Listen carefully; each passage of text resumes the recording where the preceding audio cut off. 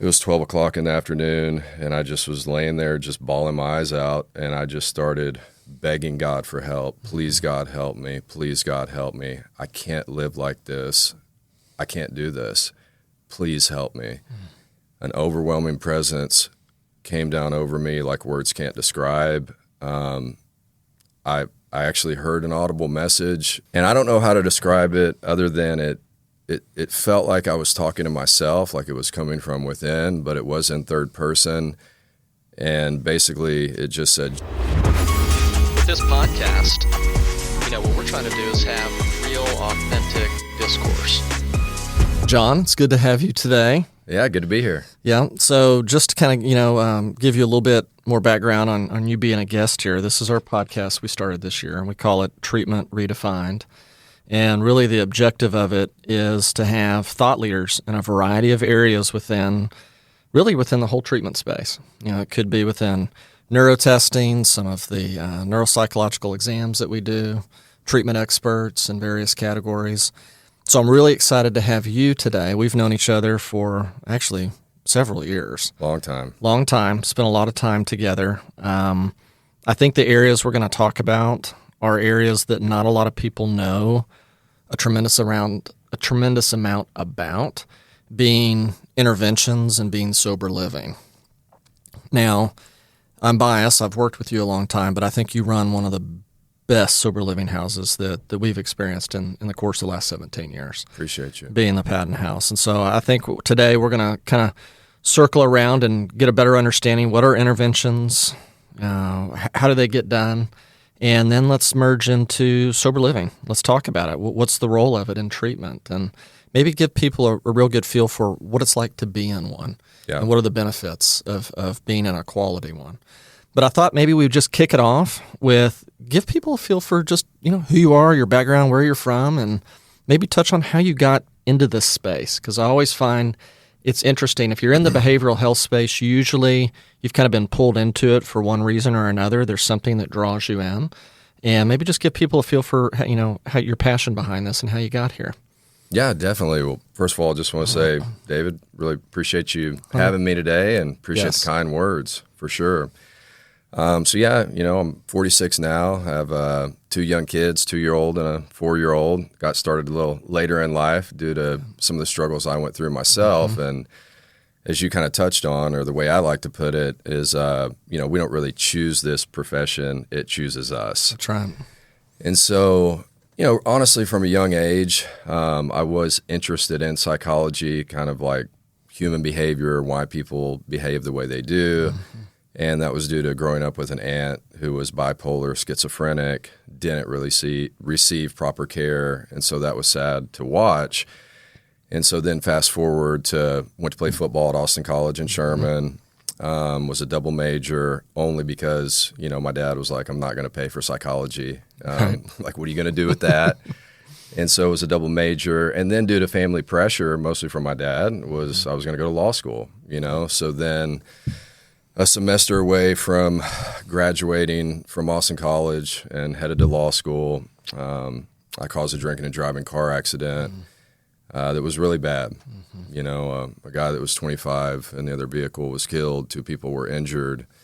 So I went from having 0 criminal history to facing 15 years in prison. Yep. And it was a couple weeks after the accident and meeting with my attorney and him telling me they wanted to put me in prison for 15 years that I had a spiritual experience like words can't really describe. Mm-hmm. I was laying in my room crying uncontrollably. It was 12 o'clock in the afternoon, and I just was laying there just bawling my eyes out, and I just started begging God for help. Please, God, help me. Please, God, help me. I can't live like this. I can't do this. Please help me. An overwhelming presence came down over me like words can't describe. I actually heard an audible message.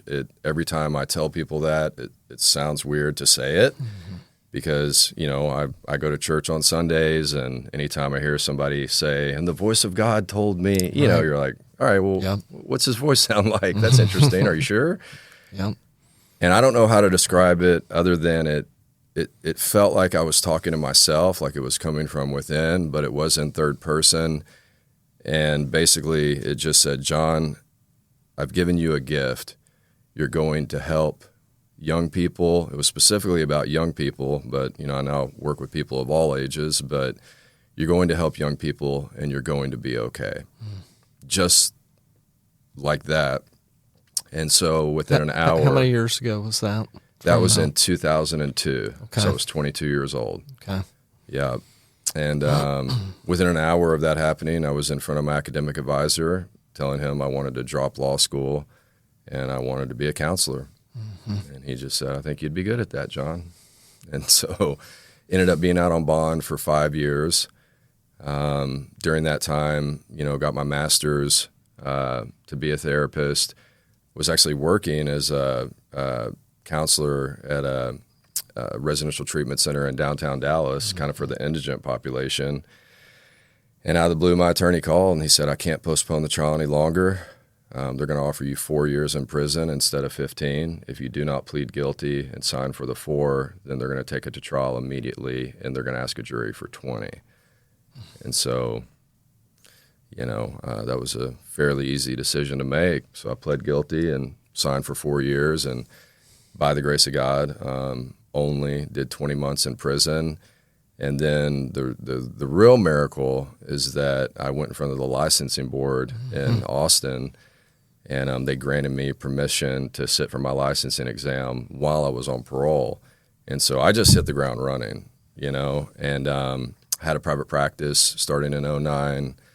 A guy named Sonny McCutcheon trained me to do interventions in 2009, took me under his wing, would not be here if it were not for Sonny and God connecting us. And but here's what was interesting is while I was in prison, me and my dad had always kind of had a strained relationship of sorts, but he wrote me a letter every single day. So every single day I'd get a letter from my dad. And one of these letters said, hey, John, I met this guy in Dallas, and he owns this, he called it a halfway house, maybe he said sober living home, but he said, I think you ought to open one of these whenever you get out.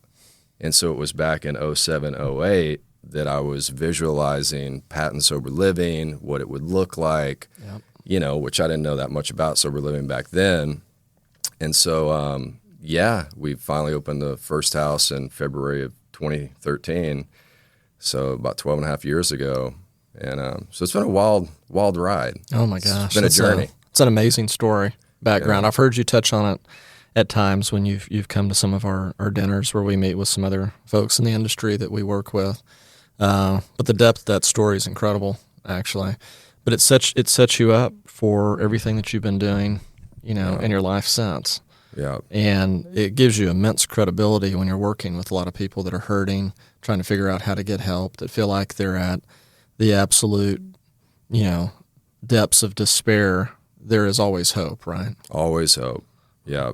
And, as far as my sober living homes, which, as you know, consists of 4 homes in North Dallas, I not only, hire people who are in recovery, but I actually hire people who have powerful stories of recovery so that they can look these guys in the eyes and be like, man, I've been there, I've done that, and there is hope. Mm-hmm. Like, I'm now married with 2 young kids. Life is great. That's right. And so try to be an inspiration to these guys of if they stay the course, that, they can make it. Yep. No, I think it's wonderful. And I mean, just knowing you and having had experience in working with you at your sober living homes, I understand completely why they're as successful as they are, and they're just great environments for people. We're going to dive into some of that today and kind of tease that out. Let's swim around a little bit. And so you mentioned Sonny McCutcheon. We know Sonny. We've known Sonny since we started Enterhealth about 18 years ago. He's great. He is, kind of a legend in the field. He is a legend. I've always mentioned to folks, it seems like in the behavioral health space, it's a big, small space. Everybody knows everybody, and everybody always seems to have an opinion on everybody, but universally, everybody likes Sonny. For sure. Everyone likes Sonny. Everybody likes Sonny. He's real knowledgeable. He was real instrumental in the early years for us and trying to understand, how we should do certain things on campus or hiring of certain people or certain types of treatments. But he's always been he's kind of been a benefactor to Enterhealth as well. He's been wonderful to work with. Yeah. Now, we've worked with him over the years in the intervention space, and that's something that you do as well, is interventions. Matter of fact, I think we just recently worked on a patient this past week together. Yep. Maybe give people just a feel for, I was talking to someone the other day that had just joined us, and they were asking questions, what is an intervention? Why do you need one? What do you do in one? Like, what is the process of this? Maybe just give people a little feel for, what is it? What is the role of it? And then let's go through, how do you actually put one together to make one successful? Because I think there's an art to this. Definitely. And what's the background you need to really get going in this space? Yeah, definitely. So, there's kind of two different types of interventions. There's the kind of surprise intervention, which is the one I specialize in, and then there's more of an invitational approach. I will say that, at least to my knowledge, families never hire me to do an intervention unless they feel it's next to impossible to get their loved one help.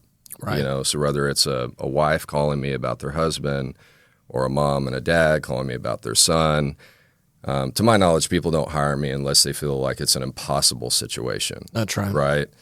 And so I think whenever parents or loved ones in general, spouses, are in a seemingly impossible situation, meaning their son or their spouse is just in extreme denial and refusing to accept any type of help, then that's whenever they call me. And it's interesting. People always ask me, what's a success rate?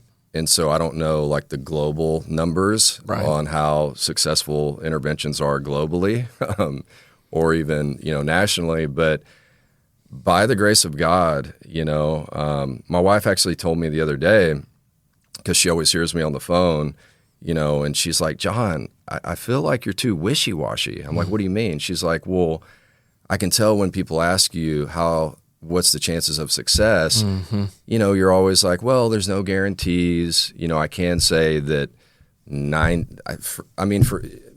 for me, I can't really remember the last time I was not able to get the person to go. But as Sonny taught me, it's not what we do and say as the interventionists that get the person into treatment.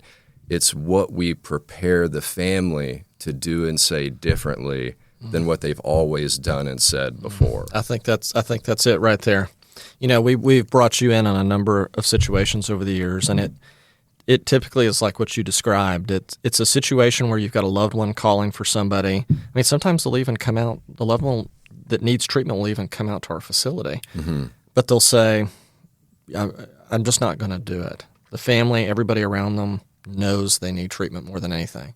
So we'll come to you and say, look, I think we're to a point where we can't really get this loved one into treatment. We're going to need some help. So you get involved.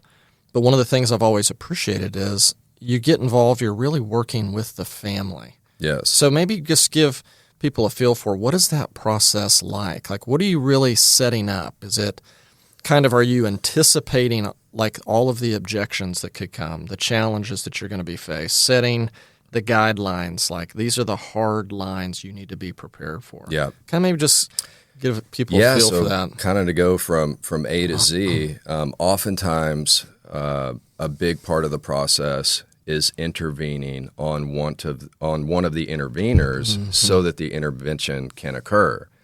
So, oftentimes, the mom might be very determined to get her son help, just as an example. Maybe it's the dad very determined. And then if it's the mom very determined, sometimes the dad is like, well, he's in college. Like, people party in college. I partied in college, and so oftentimes it's me really doing essentially a biopsychosocial assessment. And so I gather as much information as I possibly can from the person who makes that initial phone call to me, Because then if, let's say, the dad is kind of on the fence about whether or not his son needs help, I simply, when I'm talking to the dad, as an example, will read my notes. And all of a sudden, when you hear as a dad who's kind of like on the fence about whether or not to get his son help, when he hears all of these facts, so I'm not giving my opinion at that point. I'm just like, sir, are all of these things true that your wife told me? And I read all this stuff. He's like, yes. And I'm like, I don't want to convince you to do an intervention, because if you're not fully on board, then we don't need to do this. But it seems to me that your son definitely needs help, and so sometimes it's intervening on one of the interveners so the intervention can occur. But then once everyone is on board, specifically the key enablers in the person's life, right? Yep. Because you can't go into an intervention if the person has an option other than to get help. That's right. Like if they have an option to go stay at grandma's house, they're going to choose it. Absolutely. If they have an option to have dad put them up in a hotel or an apartment, they're going to choose that. Yep. But once everyone is on board, then I help them put together a very powerful team. And so there is power in numbers. And so oftentimes a mom or a dad or maybe a spouse will say, well, we just don't really have any friends. We just moved here from Chicago. Or, no one really knows about this. He has some aunts and uncles. He has some cousins, that could be a part of it. And I always try to include grandparents. That always adds a level of seriousness to the intervention. It's easy to say no to mom and dad. It's easy to say no to John Patton, who you've never met. Right. Once you have grandpa, grandma, an uncle, an aunt, then you're like, oh, wow. And so I just tell the parents, I'm like, look, I get it. They don't currently know about what's going on, but they need to know, so that he can't call them and get money from them or work them over to start enabling him. And so secrets keep us sick. Yep. And so everyone needs to know about what's going on. And once they're educated and knowledgeable about what's going on, then they're probably going to be chomping at the bit to be a part of this. And we need them to be a part of it, And so we put together a very solid team. That's key. And then the other key is the intervention letters, which I actually call love letters. So a really good book written on interventions, the way I facilitate them, the way Sonny taught me to facilitate them, is called Love First. It's the title of the book. So this isn't about shaming. This isn't about heaping guilt on someone and telling them they're a terrible person. This isn't tough love. And I'll touch on that in a second. But love first. And so I send all of the members of the intervention team these very detailed instructions on how to write essentially a love letter. And so it's just very simple. I love you. These are all of the reasons that I love you. If it's a parent from birth until now, I'll even tell the parents, talk about how much you loved him before he was even born. Are you a Christian? Most people will say yes, no judgment if they're not. How much did you pray to have just a healthy kid? How much did you pray for him before he was even born?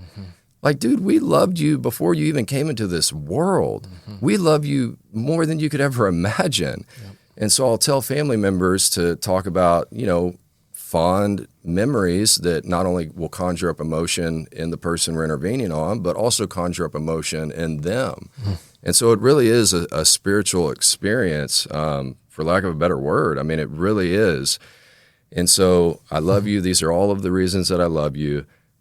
And I'm worried about you. And these are all of the reasons that I'm worried, because often the individual who's wrapped up in the addiction, they don't remember all the details of the drunken episodes or whatever it is they've done, while under mind-altering substances. And so whenever they're sitting there hearing kind of these details of like what their loved ones have witnessed or what they've learned about, it's powerful. And so then that becomes a little bit difficult to say no to.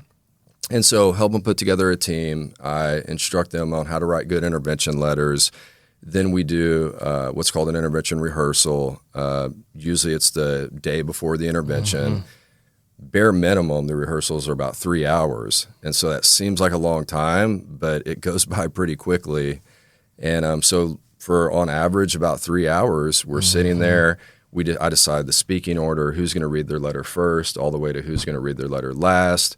I have everyone read their letters to make sure. I'm like, guys, let's everyone put ourselves in your son's shoes or in whoever's shoes.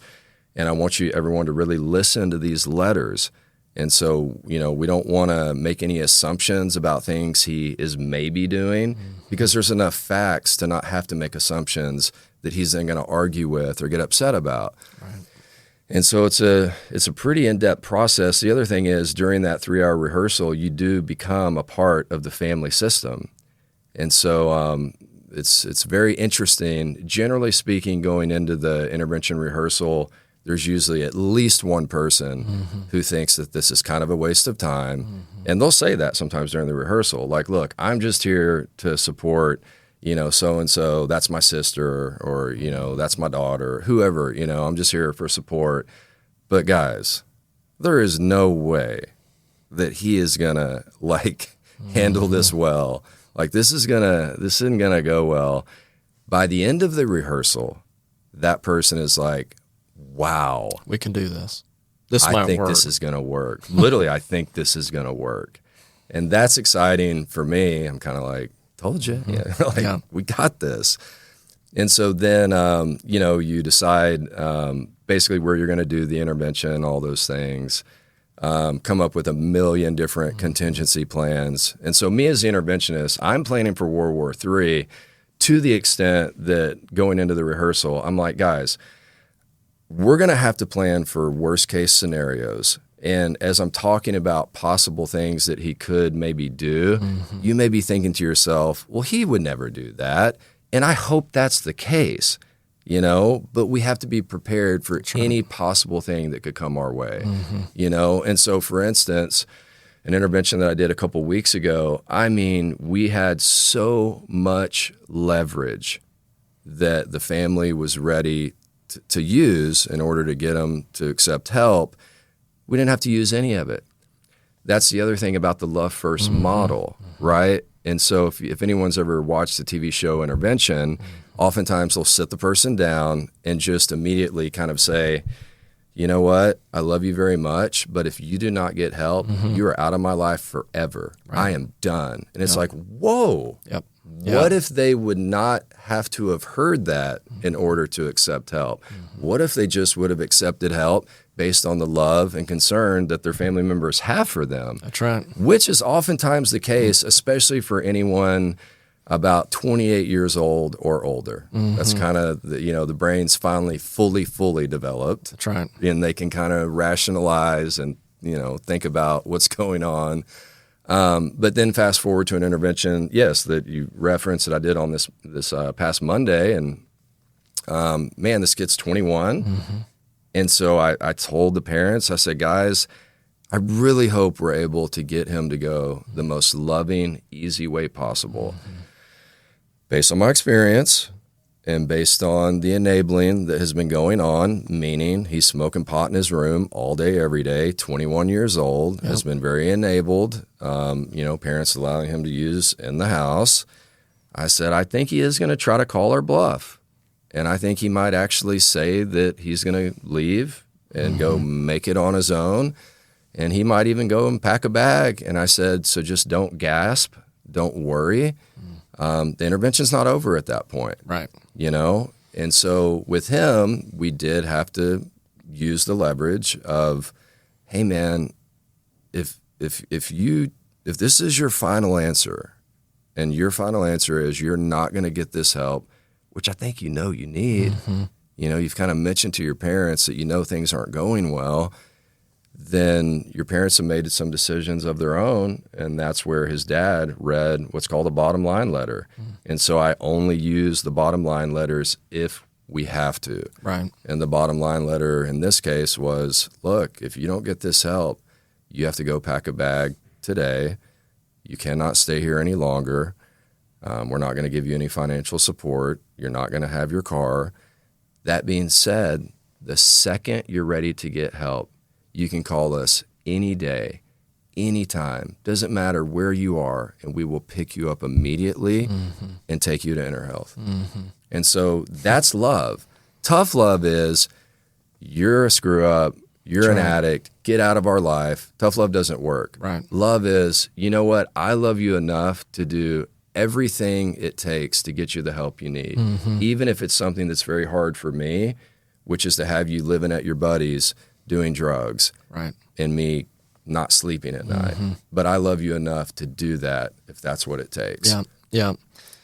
Now, this is so interesting. You got me thinking about so many different things because a lot of what you're talking about is also like the approaches you need to take, I think, in treatment when people eventually reach treatment. I mean, you're bringing the family involved. And one of the things when we began Enterhealth that we felt like was going to be crucial, it makes the treatment arguably a little more difficult at times for therapists, is to take the families on from the beginning because they know you best. They have a lot of history with you. And we realized from the early days, if we don't learn to repair that family network, then we're setting this up for it to be unsuccessful when you go back home. They need to understand what you're going through, really why you're having these feelings, the disease of addiction model, everything. You need to be part and parcel to it. Plus, there's a lot of repair work that needs to happen with families. But listening to the kind of love-first approach, I think that is, you're hitting at like a core, really heart-moving element in treatment that I think it's hard to get there because often there's been so many trials and tribulations with that loved one that you're mad and you're angry and you want to just shout to the rooftops about how mad you are at this loved one for what they're doing. But to really break through, I think having that love-first approach is ideal. And if you're able to kind of conjure that and get everybody in an intervention in the family kind of aligned with that message, I bet you more often than not that's pretty successful. You probably don't have to hit kind of the bottom letter approach that you're talking about, kind of this is the end of the rope letter. If you don't do these things, then this is what's going to happen. You probably win more often than not by taking that approach. Yeah, I mean, I genuinely cannot remember the last time I was not able to get someone to come with me the day of the intervention. And so I travel with the person to the treatment center, whether it's hopping on a plane, whether it's driving them, whatever the case may be. Yeah. In the event, since 2009, I mean, we're talking about countless interventions. I used to do them full time, meaning 1 to 2 interventions a week for a very long time. But once I opened the first sober living home, in February 2013, then I backed off the interventions quite a bit. Yep. And so now I don't do nearly as many. Also with kids, don't have time. But, whenever I look back all the way to 2009, even the people who did not allow me to take them to treatment that day, they always went within 24 to 48 hours if the family stayed strong. Yep. And of course, I stayed with the families, and giving them support, helping them stay strong. So yeah, it's a very successful process. It is, and there's a lot of them can be unsuccessful. We've been doing this for a long time, and in the early days, we would work with different people that were in the intervention space, and preparation sets it up for success. And having the right approach, I really believe, gives you a high probability that you're going to get that loved one to go into treatment, if not then, probably immediately afterwards. But if you don't put in the preparation and the work and you kind of wing it and you get in there and you don't, you get argumentative, it will turn into a spiral and it just won't work. And could potentially make things worse. Yes, exactly. It's been a pleasure. Thank you, John. Yeah, thank you.